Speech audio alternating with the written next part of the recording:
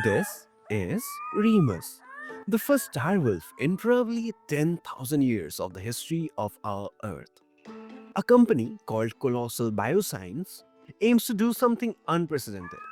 They have resurrected this ancient beast. Hi there, you're watching PhysxX Space, and today we're diving into one of the most astonishing scientific breakthroughs of all time, the resurrection of the direwolf. Yes, you heard that right. Thanks to Colossal Biosciences, an ambitious biotech company based in Dallas, Texas, these legendary creatures are no longer just relics of the history. They're alive, again, and thriving. Okay, but let me confess something first. We are a physics and astronomy channel. We usually don't discuss anything related to biosciences, but forgive me. This is an awesome discovery and I could not stop myself from making this video. So, in this video, we'll discuss about the science of de-extinction, environmental and ecological risks, and the ethics dilemmas. Now, before going deeper into direwolf's territory, let me ask you something. Do you think we are playing gods? Let me know about your thoughts in the comments section below. Personally, I think this is a mind blowing achievement. Think about all the animals that have gone extinct because of us. If we could bring them back to the nature, that will be so awesome. Now, let's talk about Colossal Biosciences for a moment. This isn't just any biotech company, it's a pioneer in genetic engineering and de-extinction science. Founded by Ben Lamb and George Church, Colossal has set out on a mission that feels straight out of science fiction to bring extinct species back to life using cutting edge CRISPR technology. Their first big project was the woolly mammoth, but now they have turned their focus to something closer to home, the direwolf. So, what's exactly a direwolf? These creatures roamed the Americas during the Ice Age, standing about 25% larger than today's grey wolves, with broader heads, stronger jaws, and thick white coat designed for cold climates. They were apex predators and icons of their era, but extinction claimed them around 10,000 years ago, until Colossal decided it was time for a comeback. Here's where things get fascinating.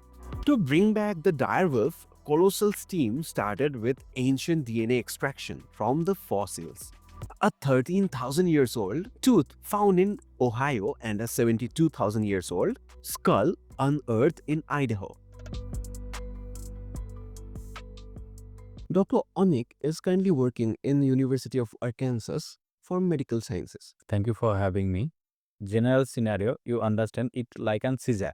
Means if you have a scissor, you can draw a different kind of image. Suppose you have a paper, you want to develop a square, rectangle, it's make a circle. So you can develop by the scissor, right? So same way, suppose you have a DNA, this length of DNA. You want to edit this part, you want to cut this part, you want to stop this part. So by this way, if you amplify or if you edit a DNA, that generate a new kind of RNA, that generate a new kind of protein. So by the help of CRISPR technology, you can edit, modify, or you can locate.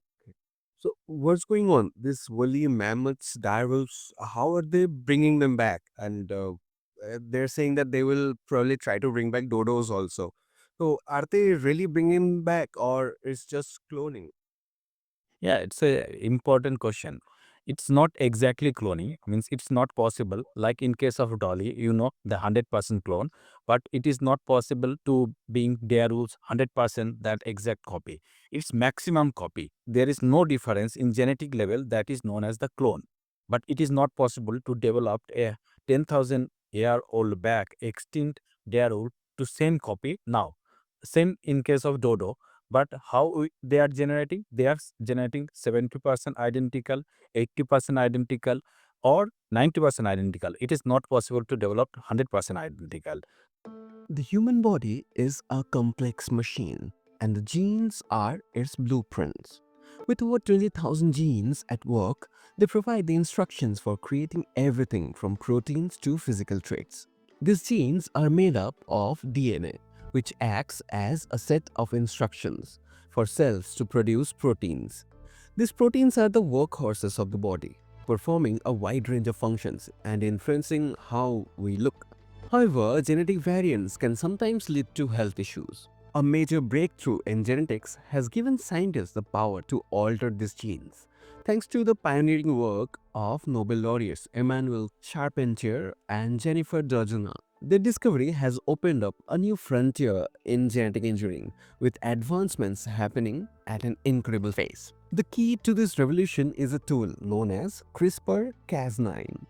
This groundbreaking technology was stumbled upon while studying how bacteria fend off viral infections. Bacteria, like all living organisms, can fall ill, and they have developed a defense mechanism to protect themselves. Carpentier and Jordana discovered that bacteria use a part of the DNA called CRISPR to store fragments of viral DNA. When a virus returns, the bacteria create a copy of this CRISPR DNA. Small parts of this copy then joins up with a protein called Cas9. So, CRISPR-Cas9 goes looking for that matching bit of DNA in the virus, latches onto it, and through a chemical reaction, it snips the viral DNA to destroy it. It's why scientists describe CRISPR-Cas9 as a part of genetic scissors. These samples provided genetic blueprints for traits unique to direwolves, their size, fur texture, and coat color. Using CRISPR technology, the revolutionary gene editing tool, scientists identified 20 specific gene edits across 14 genes that would recreate these traits in living animals. They didn't stop there. They used gray wolf DNA as a foundation and carefully modified it to include these ancient variants. But how do you turn DNA into living creatures? That's where cloning comes in.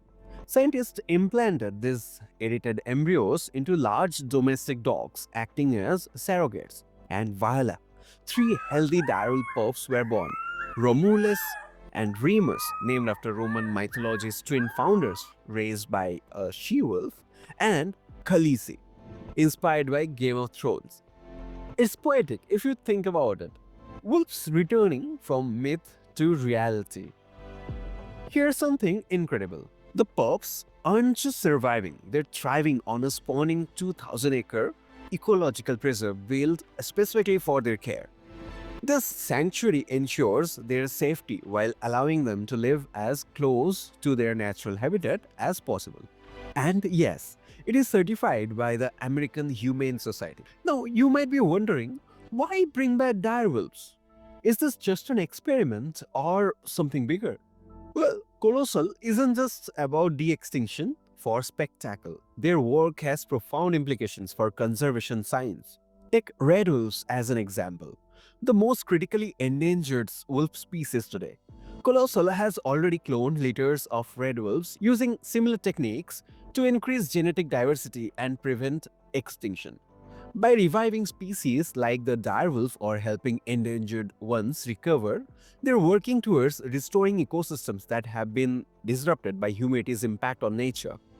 But let's not ignore the ethical questions here. The extinction is controversial. Critics argue that resources could be better spent protecting existing species rather than resurrecting extinct ones. Others worry about unintended consequences.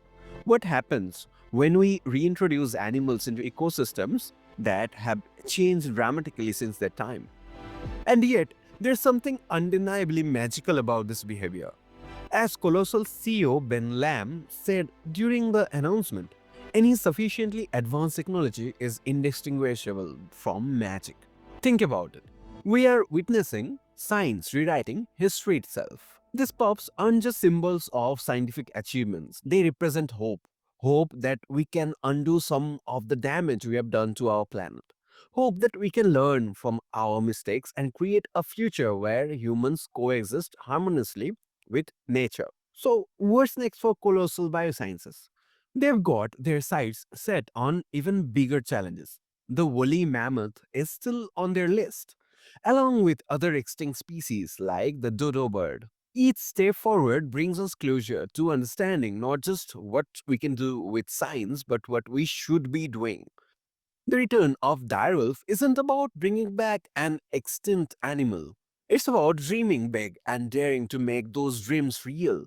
It's about asking questions that push boundaries.